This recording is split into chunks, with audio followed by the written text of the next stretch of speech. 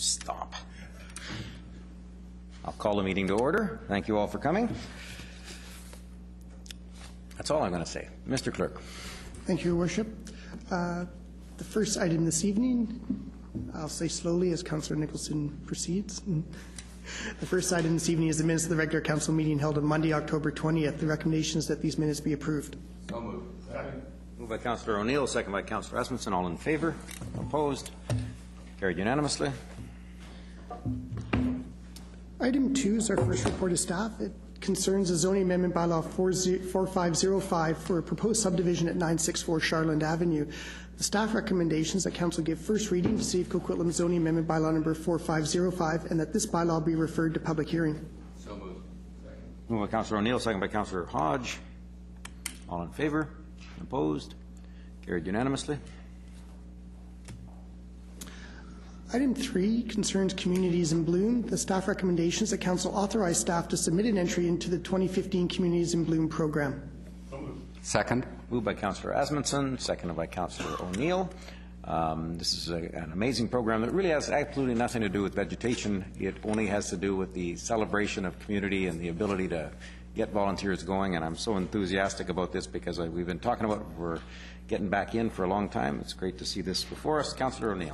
Yeah, it's a wonderful program, and and I certainly hope that that we're successful in what we're planning to do here. But it's when I read the report and certainly the goals about enhancement of public spaces and landscape and tidiness, environmental action, and look at evaluation forms, talking about beautiful lawns and gardens, and certainly the City of Coquitlam's public spaces are second to none. I could not help but compare that to our private spaces, the many private lawns. All of us have been door knocking as part of the election, and every second lawn seems to be like this now. And so I know I'm opening a can of worms here, or a can of Chafer beetles anyway, but it's, and I've given the clerk some, this is just 2 days worth of some of the lowlights of what I've seen in the private spaces of Coquitlam. It's, I'm very proud of our public spaces, but I know that increasingly members of the public are getting very frustrated about their ability to have beautiful private spaces because of the difficulty with dealing with the Chafer beetle infestation. You can see that some people are taking quite innovative approaches. This person here has put an owl next to the lawn that's being dug up by either raccoons or crows. So those are the two most likely culprits that I'm aware of. Other solutions I've seen around the community are resodded grass with wire mesh over it.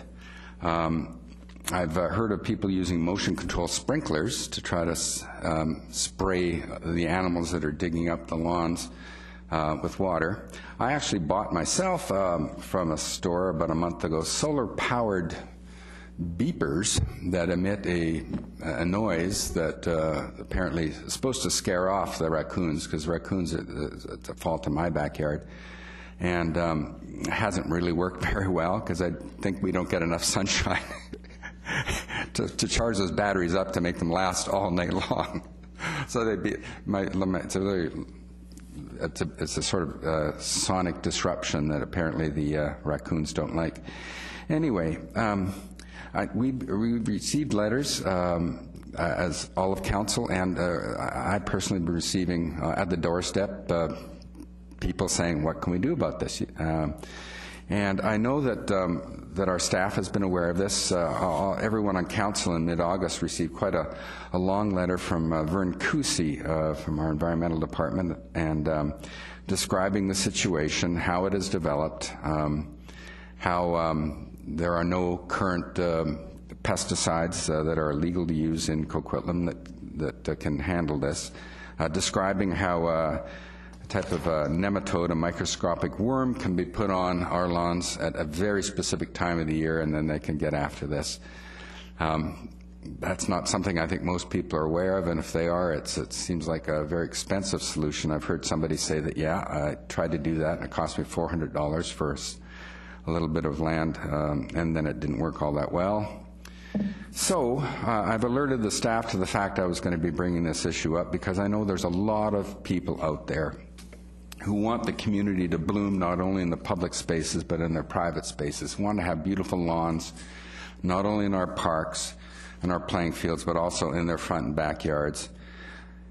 Can we get some advice for these people from our staff at City Hall? What can Coquitlam residents do to deal with this situation? Does anybody have any response? I thank you for that, Councillor O'Neill, and I wonder if we could do one thing. The motion before us is to submit an entry, and I wonder if we could deal with that one separately, the submitting of the entry, and actually deal, and I have no trouble with dealing with the Chafer Beetle as a separate item related to this agenda item, if that's okay? Sure. Okay, I'm just trying to get us. Yeah, they're not, because they both deal with the beauty of the realm of Coquitlam, but one's the beautification of the public realm, and one is the private yards and perhaps some measure of pesticide or some measure of control on this pest. So I'm going to, if that's okay, are there any that want to speak to the motion related to submitting an entry on Communities in Bloom? I actually do. Communities in Bloom, I've seen it in action in other communities where, for example, a couple of summers ago, my daughter plays water polo, and we were up in Kamloops, and we spent some time, and I got to explore some of the things that Kamloops does. And there's lots of communities that really get into this idea of the blossoming of their community, not in a figurative sense rather than in the literal sense, although certainly flowers have something to do with it.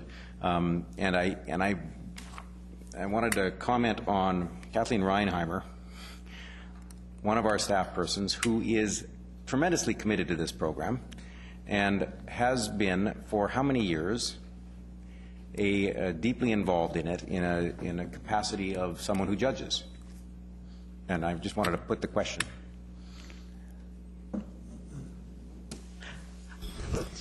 Your Worship, I spent 4 years as a Community in Bloom judge provincially, and I've been sitting on the BC Community in Board's executive since then. Thank you. So when I first raised the question with Kathleen, and it was actually because at a UBCM conference or something, and the booth was there, and I asked about it because I perhaps was a little bit confused. I thought it might be about gardening, and in fact there are elements of it, but they said, well, you should talk to Kathleen because she's with City, and so Kathleen and I had a long conversation, and you could see in her face the passion that she has for this program of making volunteerism really sprout, or perhaps spread wings. Take root and sprout. Take root, or yes, something. And so I'm enthusiastic about this. I think it's something that I'm most pleased to see this report before us, and I'm most pleased to support it. Are there any other speakers to the motion? All in favor of the motion? All opposed? The motion carries unanimously. Councillor O'Neill's question on the question of Chafer Beetle mitigation or control. Mr. Alueva. Yes, Your Worship, I'll probably pass some of the details to Kathleen as well, our manager of parks, who's more intimately knowledgeable around the Chafer Beetle and the impact it has. There's no question it's an impact. Personally, I've had an impact. I'm out there rolling mesh to protect my lawn, and I know that many of my neighbors have the same experience. In the literature, there are lots of things that people are trying, as mentioned by Councillor O'Neill. Certainly the more kind of core methods, including the right time for putting the spray, the nematode spray, which is very, very specific to July, keeping your lawn longer in terms of its length, and protecting it through various means when damage is beginning. But there are a number of things that may occur that even if you have lawn that is well taken care of, because of the way that the Chafer Beetle propagates, you may have the problem next year, even if you've done this last year. So it is very challenging. Perhaps Kathleen, in your experience through managing our parks areas, could give us a little bit more information on how this occurs. Ms. Ryan. Yes, the Chafer is kind of a tricky one because they swarm and mate in June, and then the wind blows them, and they land on grass and lay new eggs. So where they came from this year, where you have all the damage in the lawn, it's fairly likely that they're going to be on your neighbor's lawn or down 3 blocks. So when this invasive pest first came to the Lower Mainland, it showed up in New West, I think around 2000. And at that point, it's been very interesting. They were predicting that it would spread concentrically, but in fact, it mostly went straight out west all the way to UBC. We've been slow in getting infestations because of the way the wind blows, but the irony is that you can only effectively control it with nematodes or spray when the larvae are tiny, when you can't actually tell for sure they're in your lawn. So it's a real gamble either way. But the scientists are telling us that nature is going to create a balance with this pest. It's already fairly effectively being controlled in New West and Burnaby, for instance. The infestations aren't nearly as bad because between the crows and the raccoons and skunks and the naturally occurring nematodes that are in our soil anyway, they're actually counterbalancing that explosion that we experienced in the first years of having having Chafer in our community. So we're a little bit slow in uptake because of the way the prevailing winds were in June, but the scientists are quite optimistic that just like the crane flies were in the 70s and the 80s, everybody in those days thought we had to spray them religiously in order to stop them doing exactly the same thing to the grass. But over time, the natural predators balance them out. So that's little comfort for people whose lawn is churned up right now. But the scientists are recommending that you go in and rake it out and throw some grass seed back on it, let nature take its course. Obviously, if you want a groomed lawn, that might mean putting down some turf, but the actual cycle of controlling it is really one of those. It's an invasive pest that's really challenging to manage. So what has been the city's official sort of online response or response? Because I know people have contacted the city. Some people have been blaming the city for this infestation because of the ban on pesticides for cosmetic purposes. Is there some official position that the city is taking for saying, they have a pamphlet that they're handing out, or is there something on the website that specifically you can point to, here are the steps to take, here's what we recommend, these sorts of things? There's information on the website, and we do distribute a pamphlet that was a Lower Mainland product that encourages people to aggressively grow healthy lawn. That is, the stronger the roots are, the more resilient the grass will be. So that means mowing it relatively high, letting the grass get tall, because the taller the green is, the more roots you develop under the soil. So you end up with a more resilient grass that can be nibbled on without being destroyed. The challenge is that major damage doesn't happen from the Chafer, it's from the animals that are chasing the Chafer, and so that's why people do put up physical barriers. But even in communities where insecticide is and that can be found, thank you, Perry, at www.coquitlam.ca Chafer Beetle. So there's information on the website. Good. And you were going to say even in communities that haven't banned the most effective pesticides like we have. The science is telling us that nematodes are actually more effective anyway. Okay. So it's a purely pragmatic recommendation. Good. Good to hear that. Thank you. Okay. On the Chafer Beetle, Councillor Zerillo. Well, I just wanted to take this opportunity to ask a question because I was on a doorstep yesterday, and the gentleman was also unhappy about this happening on his front lawn, and he made the comment that it didn't seem to look like our sports fields, the city sports fields, were experiencing the same vandalism, and I'm wondering why, or is there an answer for that? Yes, that's exactly because irrigated it and fertilized it and aerated and overseed it. So the grass itself is really healthy and resilient. At this point, to my knowledge, the only infestation we've had in our system at all, we had a minor infestation at the lawn bowling green at Dogwood, and we've had some invasion near the cemetery on Robinson. So effectively, we've been mostly spared, but I'm seeing it now on a lot of marginal grass areas. So it really does. What's interesting is that the crows particularly have gotten very skilled at spotting stressed grass, and so they go prospecting even when there aren't Chafer larvae there. But at any rate, we haven't had much of a problem, and neither have any of the municipalities around us where there's aggressively maintained grass. It's relatively protected. Okay, and so we're not treating with any other chemicals or anything? No, not at all. Thank you so much. Councillor Rasmussen. Well, I thank Councillor O'Neill for raising this, because it's an issue out in the community that Coquitlam's getting hit hard right now by this, and it's moved into Port Coquitlam, heading towards Burke Mountain, and it's just not our field. If you look along the boulevards, along Barnett Highway and through that, they've been torn up. A lot of our own grass has been torn up. Now, I've talked to a few people about this, and I've talked to people who have been very good at looking after the lawn, and their feeling is that sometimes the lawns that have been the best looked after have been the ones that have been attacked rather than the ones that have been just weeded or whatever. So, but I've had people where they've done 2 years in a row, they've done the treatment, and it's come back the next year. I was in Tim Hortons, and a lady came up to me. I was just sitting talking to somebody and said, "I got to talk to you about something." And she has had it with her husband twice. The neighbor down the street's had it happen 6 times in a row.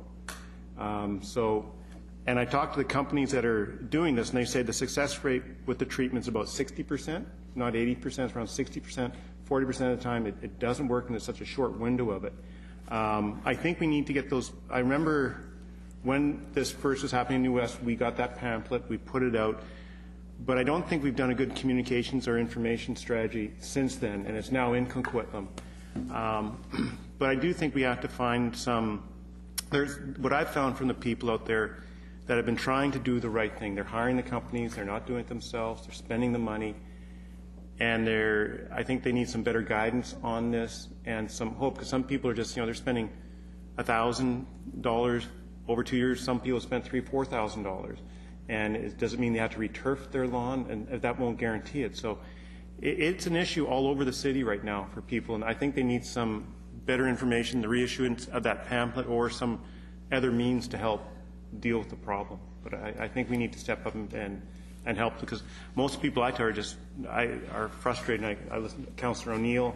People have tried various things. People are trying to do the right thing and right environmental thing, and it isn't working. So I think we need to step up some way and give some advice and some hope for these people, because it's happening on a year-by-year basis. And some people said, one person said, I'm just going to put in a bigger driveway. I'm going to take it all out. I'm going to put down some gravel, and that'll be it.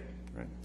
So, but it's a big issue out there right now. It's really tearing up all our boulevards and everything. I see it all over the city, and I drive around and see it on tons of properties throughout the city, all over the city. Thank you. Yeah, there's no question it's a very pervasive problem. In my own lawn, last summer, it was by accident that we tested this. I got lazy, and we only fertilized the front lawn. We didn't do the side lawn, and the side lawn got infested. And I actually went out and I dug, tried to figure out whether was the front lawn not infested, and it was actually. You had to use a shovel to get underneath the grass to find all of the beetles. They were there, but you couldn't pull up the grass. You could go to the back of the side yard and pull up the grass because we hadn't fertilized and it hadn't deep rooted and all of the things or whatever. I'm not a horticulturalist, obviously, but I think there are some mechanisms that we can use, and obviously our parks have used that in order to make sure that our lawns are healthier and therefore less susceptible to being pulled up by crows, which is the biggest problem. I suspect if the raccoons know they're there, they're going to be able to yank it up, even if it's a healthy lawn. But the information's on the website. We'll figure out whether there's a better communications plan for next year, and we'll make sure that the public knows. So thank you very much for raising that question. Keeping in mind that a properly growing lawn wouldn't bloom anyway. Okay. Mr. Clerk. Thank you, Your Worship. Next item, item 4, concerns the Metro Vancouver Board and Brief for their meeting of October 10th. Our 2 council representatives to the board are available to respond to questions, and the staff recommendations that council receive for information in the Metro Vancouver Board and Brief. Moved by Councillor Aspenson, second by Councillor Nicholson. All in favor? Opposed? Carried unanimously. Motion to... sorry. We were going to have I thought... Is this the staff version? Notice of motion. Yep. Okay, go ahead. Thank you. I thought staff was preparing something. So, Your Worship, I have a notice of motion. What happened to staff? I thought... Seconded by... No. It's a notice of motion. This is how we get it on the floor. Okay. I understood otherwise. So go ahead. Seconded by May Reid.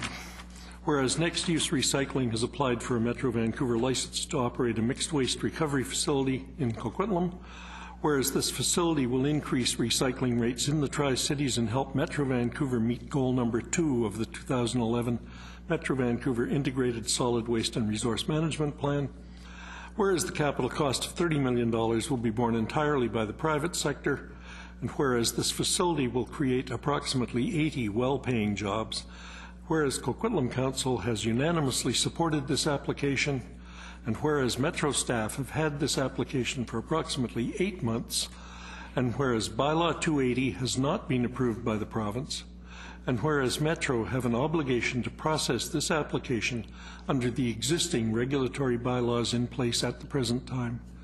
Therefore, be it resolved that Coquitlam Council asks Metro Vancouver to process NextUse Recycling Limited's application for a mixed waste materials recovery facility in Coquitlam without further delay, and that the Minister of Environment be asked to monitor Metro Vancouver's action on this application. Okay, motion's been moved and seconded. A motion to waive.